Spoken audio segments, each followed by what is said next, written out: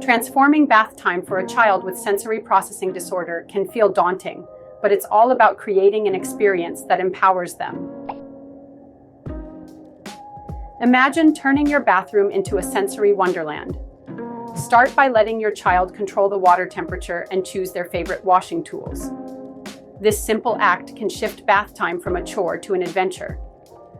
Instead of overwhelming them with options, focus on a few sensory-friendly toys. One parent found success with just 2 bath toys, which made the experience manageable.